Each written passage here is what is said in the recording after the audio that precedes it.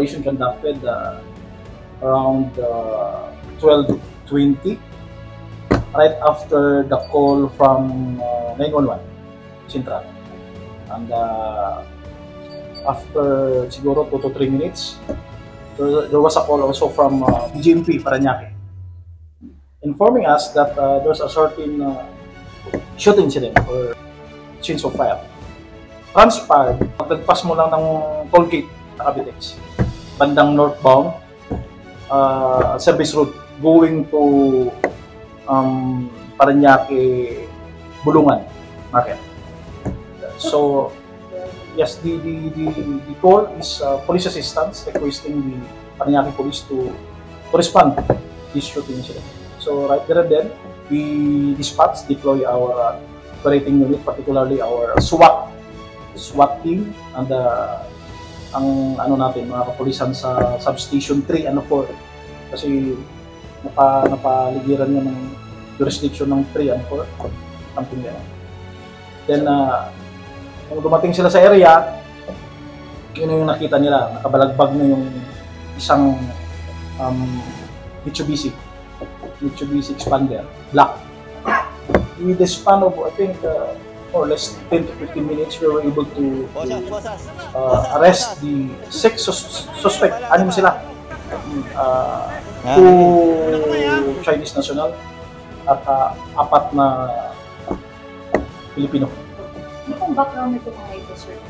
Kaya kung napunod kayo sir yung mga ito, ano ang pakay nila kapag ito nangyari ito? Yes, well, based on the information provided to us ng Parañaque BGMP, itong PDL nila from Parañaque City Jail, dinala nila sa Makati kasi may inaatinan na court hearing. Then from there, pabalik sana sila dito naman sa Bulungan, sa City Jail ng Parañaque. Tapos around 12:20, doon sila hinarangan ng dalawang motor vehicle, itong Mitsubishi Expander at sedan, all black color. So sir, ang naharang nyo is yung... Ang inabot namin doon sa area is yung sasakyan ng BGMP na may tama at yung Mitsubishi Expander na nakabalagbag along northbound service route going to Bulungan Market. Kapag ito may isang pang sasakyan, sir? Yes, yung sedan, black sedan, na naka-speed off during the ambush at dire-diretso daw yun. Yun yung subject ng follow-up operations and backtracking namin. Chinese national in the person of Mr. Ho Yang, involved in a series of criminal activity, particularly the kidnapping, extortion, carnapping, gun running. Yes. Then in the course of operational research we conducted, meron siyang kaso dito before last 2022, kidnapping.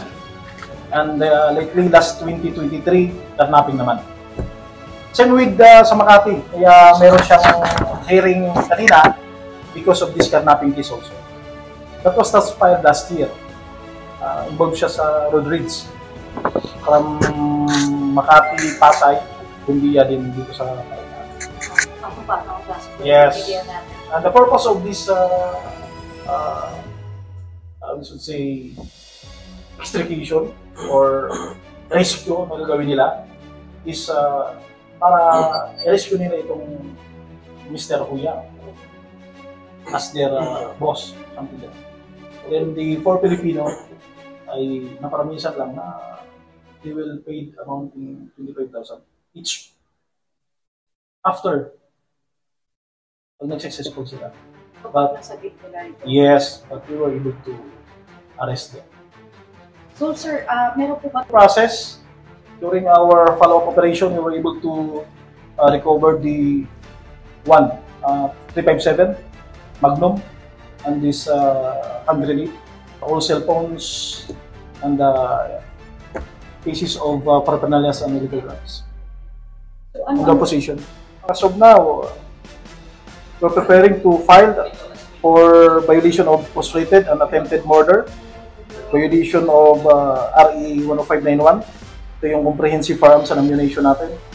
Then as well as the 9165, yung illegal possession of illegal drugs, at violation ng BP 881, yung Omnibus Election Code. Ito yung piniprepare namin para sa paukulang kaso against this arrested suspect. In the process of conducting the operational research about dito sa lahat na nahuli namin. And dito, itong dalawa na Chinese, connected sila dito sa subject for rescue sana nila. Itong dala-dala naman ng mga jail officer natin para Makati going back to Parañaque sana. Sir, gaano kalawak sir yung grupo ng PDL sir? Medyo... Daming kaso sir. Most probably kasama Well, if we try to base the criminal records ng subject for their operation, extricate the subject or rescue, medyo malawak. Just imagine, when we try to check his criminal records, meron siyang case sa Makati, kaya may hearing siya sa amin dito sa Parañaque.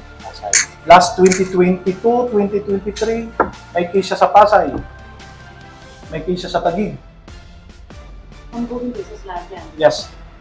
Sir, for the record, kumusta po kayo BJMP officer po natin kasi ito paano status po? Well, as of now, medyo stable naman siya. Nasa OSPA. Ano pong injuries na sustained? Within, dito sa right shoulder. Yun ang tama. Good thing, medyo alerto yung isang jail officer, naka-retaliate siya agad. The other jail officers are okay, sir, safe lahat? Yes, only this one, the most senior jail officer. Siya po yung nasa driver side, sir, yung pinamahan? Yes. Gaya ng mga dati nating mga operations, wag dito sa Parañaque. Kasi yung Parañaque Police, under our watch, talagang hindi kami natutulog to maintain the peace and order. And of course, with the guidance of our regional director and our new district director at sa support naman ng mahal nating mayor. Kaya talagang 24/7 kami magbantay.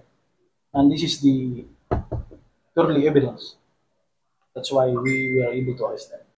As part of your rights, but we just want to clarify with you, is it true that you're trying to rescue your boss? Sorry? But is it true that you shot a jail officer this morning? What? Is it true that you shot a jail officer this morning? Yes or no? Are you involved in an encounter this morning? What? Are you involved in an encounter this morning with the police? Okay, thank you so much. About this line. Okay, punta po tayo sa next. Okay.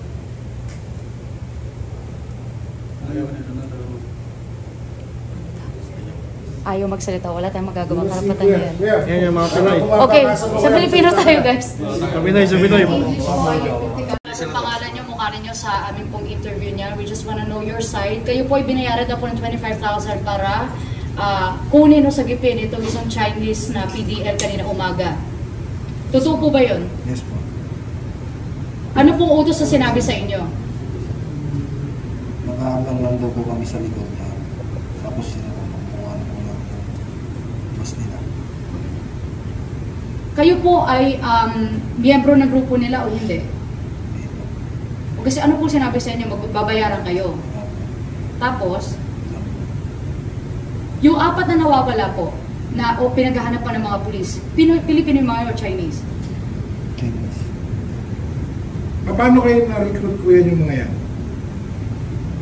Nakapit po ako. May Pilipino ba yung nakausap na sumama sa kanila? No-comment ka lang. No-comment. Okay, sige po. Hindi, baka yung Okay. So kuya kayo po, ano question mo kuya? Ano question mo? Kung may middleman, Kung may middleman ba kuya? Para bumaba kaso nyo. Ha? Pero kayo po hinuli ng mga polis doon sa encounter, sa hot pursuit operation. So kayo po, aminado kayo may kinalaman kayo kanina sa encounter. No comment din. Ikaw kuya. Sir, Kuya, po. tatay. Ha? No comment. Oy, isa naman. Oh, sir. Ano comment na din? Okay, sige po. Maraming po salamat. Sa tanong lang, kayo po ba ay magkakakilalang mga yung kapwa-Pilipino? Okay, Magkakagro po ba kayo? Pinsan po kami tatlo. Wait, sino po si Pinsan? Ay, tatlo. Eh kayo po? Pinsan po. So buo kayo lahat magpipinsan? Ito po. Nagkasama kayo kuya? Pasig. Kayo po ba inaarest na dati? Nakulong na po ba kayo dati, sir? Nakulong ka na dati, sir? Anong kaso? Nakulong ka na dati? 16 out of Pag sugal? Yung isa? First time. Yung ganyang lakad, gano'n na katagal yan, kuya? Yung ganyang lakad nyo ngayon pa lang. May nag-recruit sa'yo kuya. So bali, directly nag-middleman ba? May nag-recruit sa'yo? No-comment doon. O, sige. So, lahat po ba kayo taga-Pasig? Tatlo lang po kami. Yung isa, sino po yung hindi taga-Pasig? Taga saan kayo siya? Pasay. Sakay sa Pasig.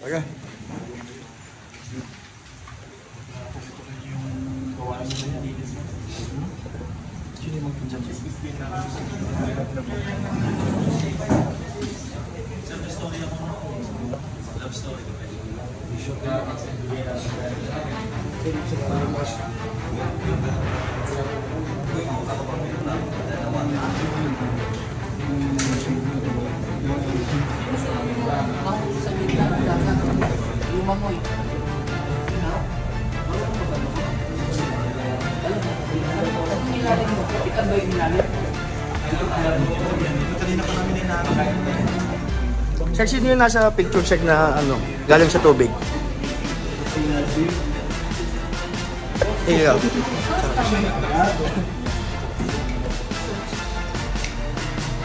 Pinangka ng tuwa.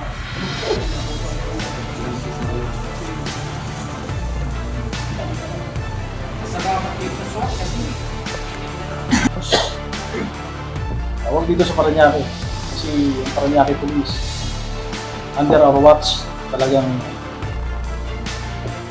hindi kami natutulog to maintain the peace and order. Colonel Melvin Armantan, Chief of Police of Parañaque. Thank you, sir.